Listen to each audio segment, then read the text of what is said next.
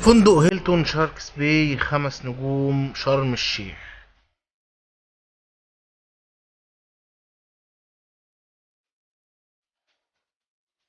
طبعا اصحابي كلنا عارفين الفاميلي بتاعه الهيلتون، ما عليهاش خلاف. هي منظومة جميلة في كل الفنادق والاماكن لاسعاد النزلاء وتشكيل جروب جميل جدا من الخدمات والرفاهية لكل من يختار فاميلي الهيلتون. ملاعب تنس وبطولات دولية، مش بس فندق، لا ده منتجع كبير. اما المطعم رفاهية تانية خالص. يا سلام على فطارك الصبحية كده على البحر الجميل، ينزل لك العسل الجميل والزيتون والبيض. بصراحة فطار ملوكي جميل في الهيلتون.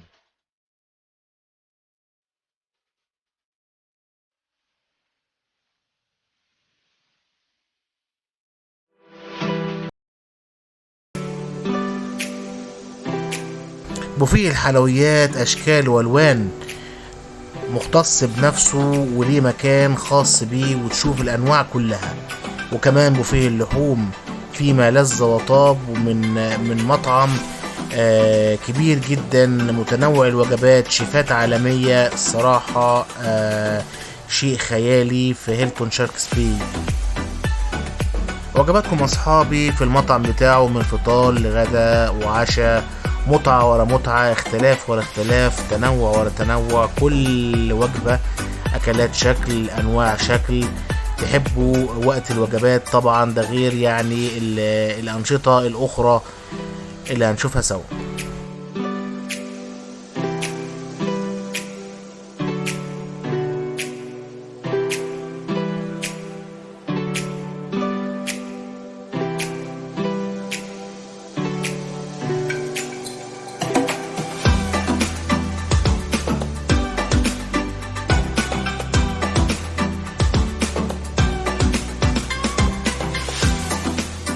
انواع مكرونات، صوصات، الشاوي والباربيكيو ده كل يوم.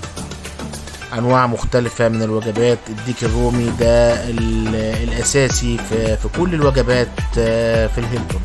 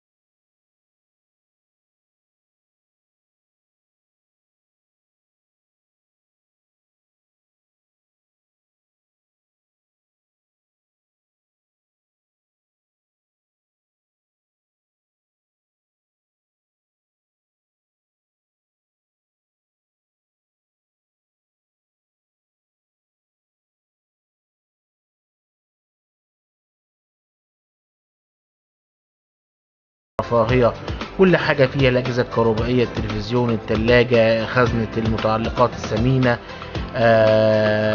جميلة جدا جدا جدا. الحمام الجميل، شاور جيل، البشكير، اهتمام غير طبيعي بالنظافة والبارات المنتشرة في كل حتة. كمان سبا عالمي تقدر تعمل فيه مساجات، سكرابات، ساونا، جاكوزي. راحة ومتعة ورفاهية للنزلاء.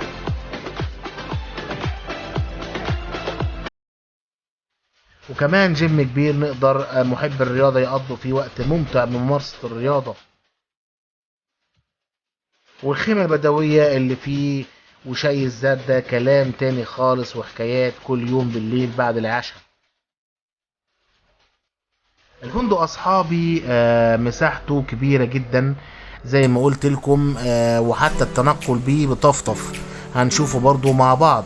جناين خلابة منتشرة بالمكان، غير حمامات السباحة، بحيرات طبيعية بتلاقيها في وشك طول ما انت ماشي، وجمال وتحس ان فيه اللي هو الحجر ده او الجبل ده كأنه هو طبيعي، جبل طبيعي وشلالات طبيعية طالعة منه، تحب مغذية جدا للعين وتحب تتمشى فيه وتمشي فيه. ده الامتداد اصحابي، ده اللي فيه الاكوا بارك الناحية التانية من البحر، واللي نازل فيه برضو يقدر يخش على الهيلتون شاركس بي القديم او هيلتون شاركس بي بيتش يعتبر، وينزل البحر. ده بقى اللي هو فيه الاكوا الجميلة ديت، وده يصلح اكتر للاطفال، ولانه هو كله جناين وحمامات سباحة، غني جدا بحمامات السباحة المتسعة جدا، والبحيرات الصناعية والنخل الجميل مريح جدا للنظر، واللي ينزل فيه يحب يتمشى في وسط اجواءه لان هيتستمتع بالماء والخضرة زي ما بيقولوا والوجه الحسن.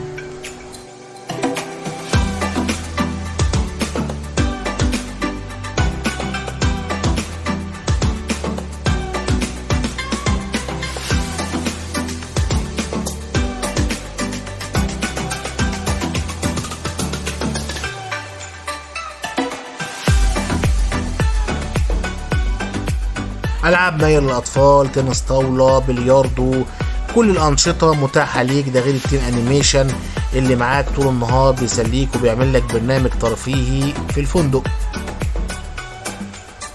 ده الريسبشن بتاع الجزء اللي هو على اليمين اللي هو امتداد الفندق زي ما قلنا. في جزء تطلع السلالم دي وبتوصل للريسبشن عشان نخرج من الفندق ونوريكم الجزء التاني اللي هو على البيتش.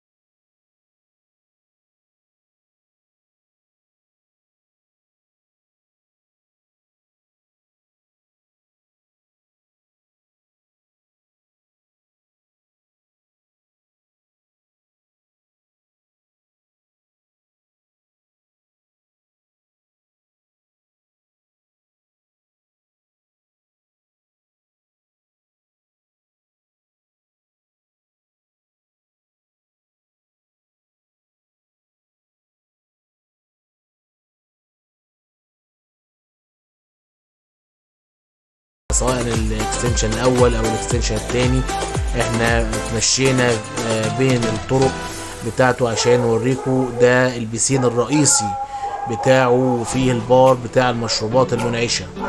زي ما احنا شايفين كده، وفي وسطيه كمان فازات الزرع الجميلة. منظر ابداع لوحة فنان. وده البسين اللي هو بتاع الاطفال برضو مغطينه عشان الشمس ما تحرقش جسم الاطفال. كل حاجة صغيرة او كبيرة الفندق مراعيها جدا عشان الجست يحس بالمتعة، وان هو فندق مختلف مش في اي فندق. يستاهل ان هو يكون في فاميلي هيلتون.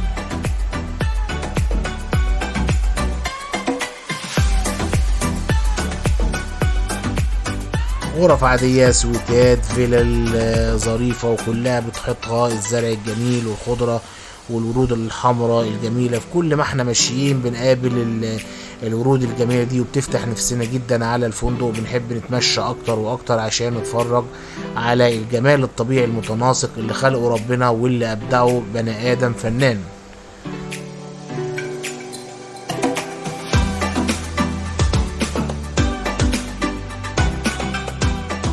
بعد مسافة مشي كبيرة جوه الفندق وصلنا للشاطئ. بقول لكم الفندق واسع جدا، مساحة شاسعة وكبيرة.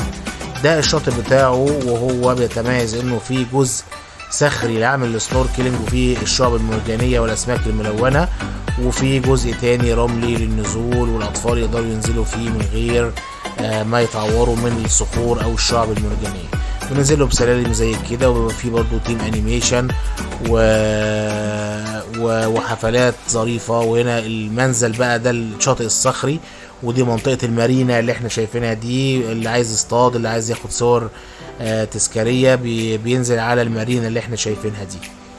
ده المكان الصخري فيه زي ما احنا شايفين صخور، شعب مرجانية، وكله اسماك ملونة. ممكن ننزل على المارينا اللي احنا شايفينها دي وننزل المية على طول بعيد عن الشعب والزلط او الحصو اللي بيكون موجود في المكان، وننزل نعمل سنوركلينج على الاسماك الملونة اللي حباها ربنا بالبحر الاحمر.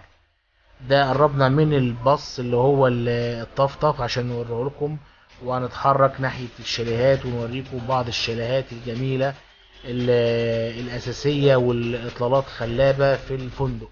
احنا دلوقتي هو ماشيين بالطفطف رايحين على مجموعة شاليهات خاصة بالفندق. الكيدز اريا هنا منتشرة في كل مكان بالفندق، كل منطقة فيها كيدز اريا خاصة بيها، ده غير جناين خاصة بيها.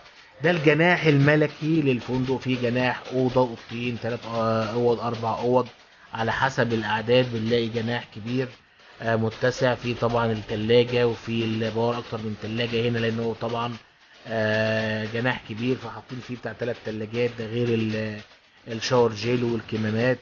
اهتمام، رعاية، نظافة، تعقيم. الفيو بتاعه جاردن زي ما احنا شايفين كده، فيه قعدة جلوس قدام التلفزيون. دي قدامنا نماذج غرف النوم المتسعة الجميلة. قدامك التلفزيون، تحس ان انت في ملعب مش غرفة نوم. قدامك شوفونيرة وتلفزيون، والأوضة واسعة جدا. السرير التاني زيه اساسا او اكبر منه، وهنا كرسي استرخائي.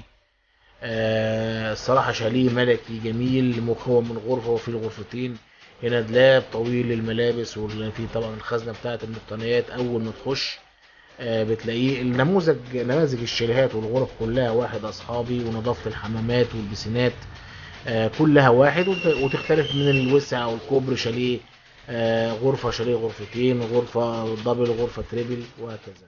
طبعا حمام بانيو جميل، البشاكير مغسولة مغلفة جميلة زي ما احنا شايفين كده، نظافة وجمال.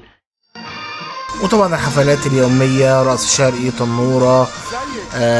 اتمنى اصحابي تكونوا استمتعتم بفيديو زي ما استمتعنا بيه، وادعوكم ان شاء الله لزيارته، هتكون اقامتكم فيه جميلة ممتعة. وفي النهاية بندعوكم لايك وشير والاشتراك في قناتنا عشان يوصلكم منا كل جديد وكل الأماكن الجميلة. دعمكم لينا دايما بيقوينا، وإن شاء الله زي ما بتدعمونا زي ما كمان هندعمكم. شكرا جزيلا ليكم أصحابي، وأتمنى ليكم مشاهدة ممتعة، والسلام عليكم. يا بنت لازم تفكريني.